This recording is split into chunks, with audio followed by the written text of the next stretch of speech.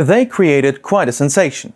Because they're huge, they sound great, and they look like the best vintage Klipsch models.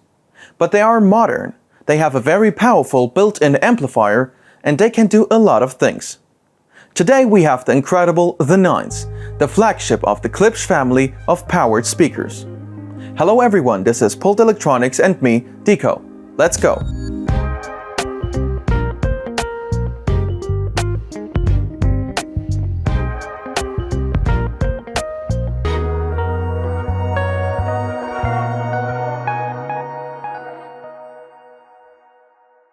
There are many premium home-powered speakers, but the Americans from Klipsch decided to emphasize retro styling and natural materials, including real wood veneer, framing all this beauty with serious amplification and premium drivers. That's why Klipsch the Fives were a real bestseller in their day and still are. And those who couldn't get enough of the Fives could choose the larger, more luxurious and powerful Sixes. For some time, the state of affairs didn't change, but at the beginning of this year, the bestsellers were joined by two larger models, the Sevens and the Nines. More precisely, the Sevens replaced the outgoing Sixes, but the huge Nines became flagships, as they say, from scratch. They had no predecessors. Thus, the current lineup of the Klipsch classic powered speakers of the older Heritage series include three models, the Fives, the Sevens and the Nines. And guess which ones I love the most now? You're right to think of the Nines. The flagships are impressive. They are huge shelf speakers almost half a meter high, weighing more than 12 kilograms each and with a peak output of the built-in bandpass amplification of almost half a kilowatt. Of course, the honest long-term output is less, 240 watts for both speakers to be exact. But even this power can be considered certainly excessive for such a form factor.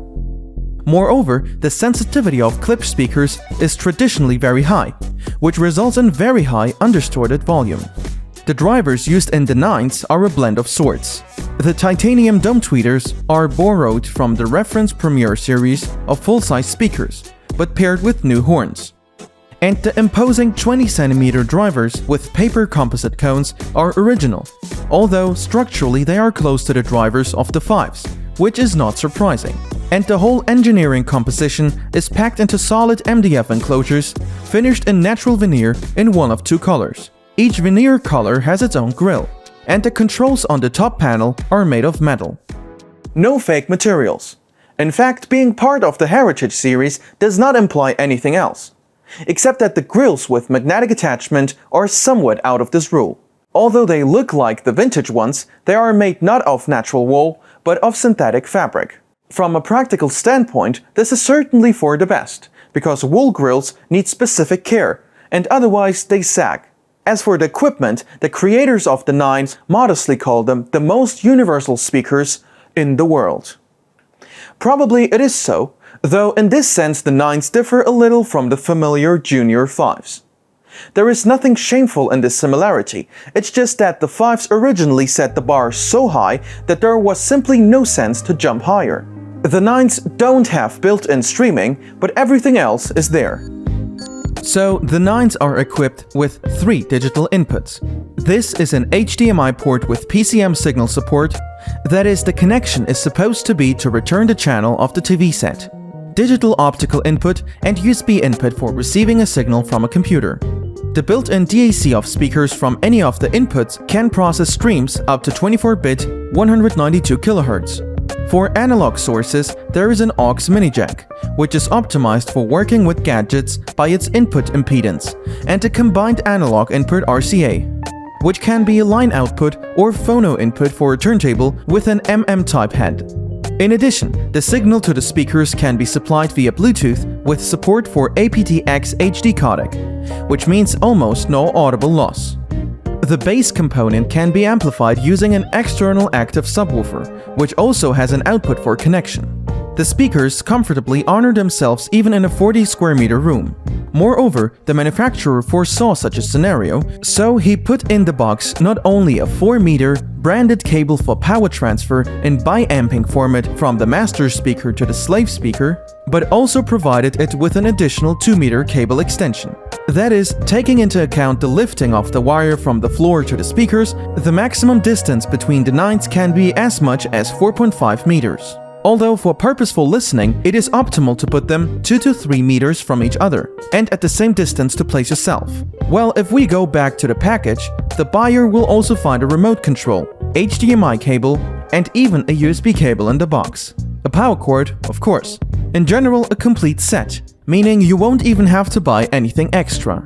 Although admittedly the Nines don't need a subwoofer, because they are completely fine with the depth and energy of the bass. Moreover, this bass is not mushy, but perfectly articulated. And in general, the Nines are, I won't even be afraid of this word, excellent. Their large in scale and almost lamp-like in warmth sound instantly evokes associations with legendary models of the Heritage series. The extremely attractive vintage feel of the sound is perfectly matched to the appearance. But it's not just the materials and technologies used that achieve this effect. The recipe for warm 70s sound in modern Klipsch loudspeakers is well known and has been tried on all active models in the Heritage series, provided by one thing. It's digitally processed by the built-in audio processor. It's thanks in large part to this feature that the Nines are a pleasure to listen to. They're about comfort in general, even when playing hard rock. It's the complete opposite of intrusive studio monitors, whose task is to emphasize all the faults of the phonogram. Here, on the contrary, everything is made for coziness and maintaining a positive mood, though it is impossible to call the speakers sluggish or apathetic. And should you want to adjust the initial sound a little more, the 3-band equalizer in the proprietary application will help. There you can also optimize the bass taking into account the location of the speakers. In terms of sound quality and undistorted volume, Klipsch The Nines can easily replace a whole stereo system with a 100 watt per channel amplifier and a pair of compact floor standers. And although the Nines are not budget priced, they are still more attractive than the classic component system of a comparable price. At least because, all other things being equal, you won't have to look for a place for an amplifier. And the built-in bandpass amplification, which is perfectly matched to the speakers, eliminates the need to spend time selecting an external amplifier. That's all for today. See you later. Stay tuned.